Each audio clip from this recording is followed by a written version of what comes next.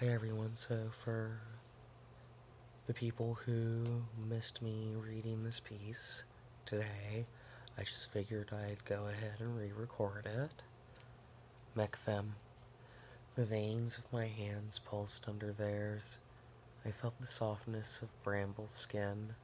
They quietly stated, "Don't," by my ear, their fingers gently untangling the wire I clutched between mine, moving my appendages like those of a mannequin.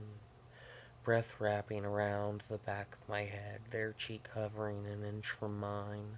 My breath caught in my throat, coming out as small animal panic sounds as my mind held on to the bundle. "Don't," whispering into my ear when my fingers twitched to move, to hold it tighter again, straddling my leg, weight pinning me to place. My hands went to move again.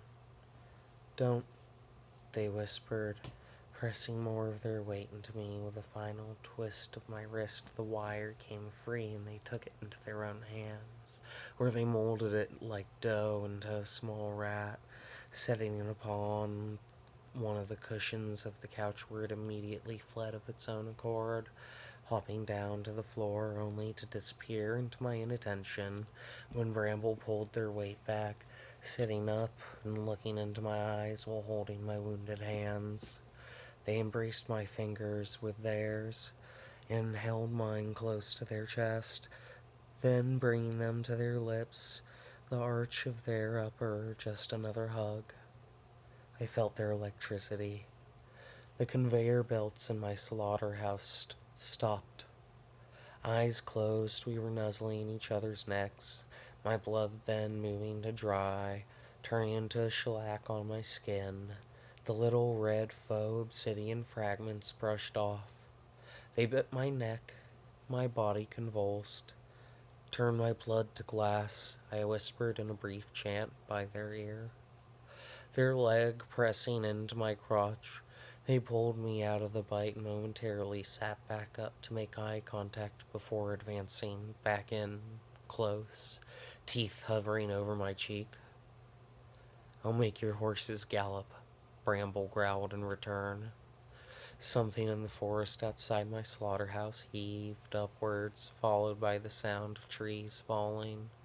One of their hands traced up my arm to my chest, palm holding me down, nails as claws digging to flesh, their other taking one of mine and pressing it to their thicket. Sound of burbling brooks coming back over my shoulder from behind me as a cold howling crept up my spine, where it stayed at the base of my skull, giving my shoulders a shiver on the way up. The hand on my chest released as it moved up towards a caress of the spot on my neck they had bit. Small teeth marks, an omen of yellows and purples to come. It tingled and pulsed under touch in the small dusting of powdered blood that snowed onto my landscape, my curvature, with fingers following it to my chin, where the fingers traced my lips, the static charge that followed it, a tattoo, my breath breaking with a momentary small ah.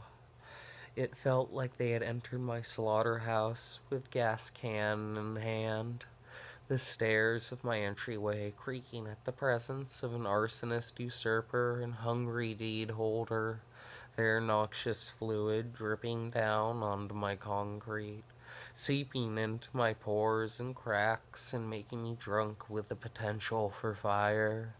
Mass carburation extensive in scale, the roof of the building a piston, assembling its charge to strike out in the smooth movement of a crane, extending its neck shortly before taking flight for a warmer river upon allotted land lavishly and lovingly lofted and secularized into carnal idolatry.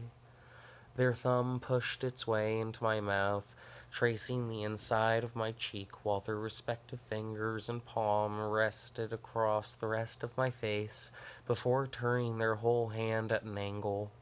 their thumb contracting and hooking me to place, pulling my head to the side and examining me the way one would a horse, one not gifted but taken acquisition of.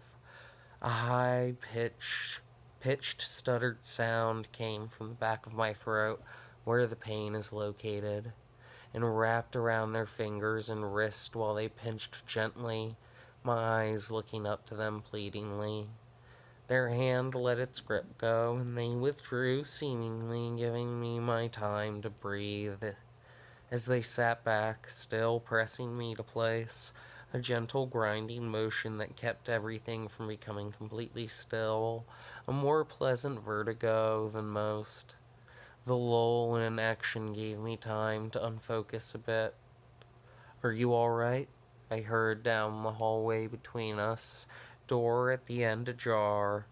Momentarily exiting my slaughterhouse and emerging into the light, I blinked my eyes and responded, "More than fine," still breathing a little heavy. "Just fine," I heard before my world turned sideways briefly and pushed me back down, partly down the hall, my face stinging from the impact of their open hand. "Amazing," I whimpered out in response, pushing up from where I lay, them sliding and bending down to meet me, my face then nestled in the crook of their neck, their hand firmly yet gently holding the back of my head up, petting it, and gathering little handfuls of hair to tug at lightly. Making a sound at every touch, I was pushed firmly back into the building.